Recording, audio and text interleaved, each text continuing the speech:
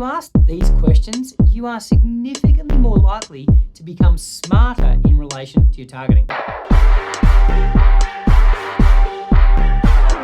Hi, I'm Dean Mannix. Now, conversation number 3 is all about smarter targeting. So much sales marketing energy is wasted on people and mediums that are never going to provide a return for your time, your effort, and your energy. So you must be doing more of the right activity with the right people at the right times if you want to achieve major sales growth without sacrificing your health, your personal life, and all the other things that really should matter to you. A great place to start is considering all the people or businesses that you've done business with in the last 12 months. Both success and failure leaves clues on where we should and could be spending more of our time.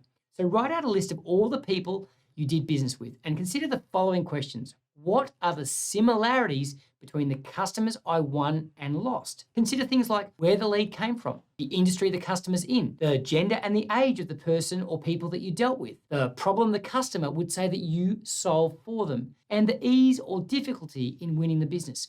Generally, this type of analysis will give you some great insights into where you're more likely to succeed. Take some time out to consider this as if you were a potential customer. Which customers are you most able and likely to deliver significant value to? As an example, I don't do sales training for salespeople that carry out really large enterprise sales. There's plenty of money to be made in that space, but I don't have a competitive advantage in training these people. So I leave it to the Miller Hymans or Gartners because that's what they're really good at. I prefer to focus on salespeople that engage smaller businesses and individuals. I love working with call centers where every word matters, and my skill in developing really powerful and compliant scripts can make a huge difference, not just to sales, but to the people as well. I love working with large-scale teams because I've got over a decade of experience in training salespeople with online video and virtual and social coaching tools, and that means I can add massive value in these types of opportunities. So if you focus on the people you can deliver the most value to with the skills and products that you've got, you'll be a lot more successful. Consider which of your customers you're passionate about helping. Now, once again, I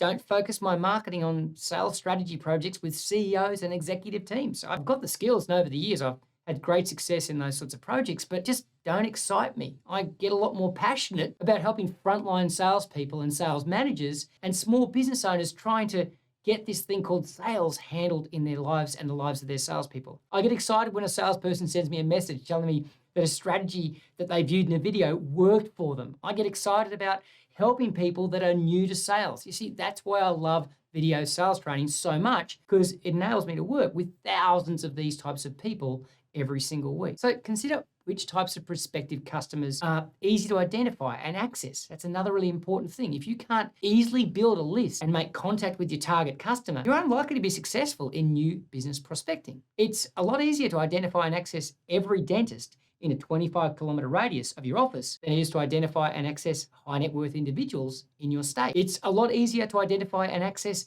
the business neighbors of your existing customers than it is to chase every business in your territory. It's a lot easier to identify and access the accountants of your customers than it is to chase every accountant in your territory. See, the easier it is to make a list of specific people or businesses, the smarter your targeting is going to be. The easier it is to access people or businesses on that list, the more likely it is that you'll be motivated to do your new business prospecting. And finally, just consider where you got your best return on effort, like which type of customers gave you the best returns for the time, the effort, and the energy that you had to put in to win the business.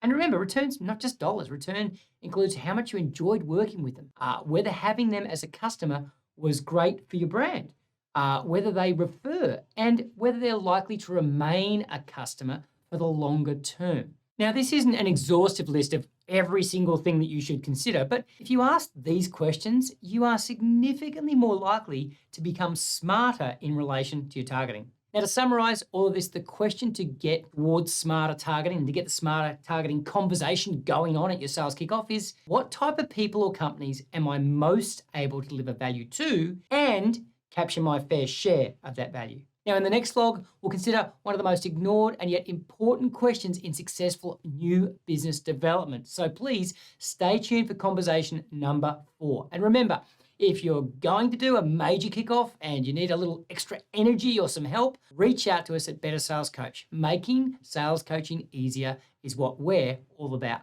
Here's to a better sales life for you and your salespeople and a better kickoff for you and your salespeople.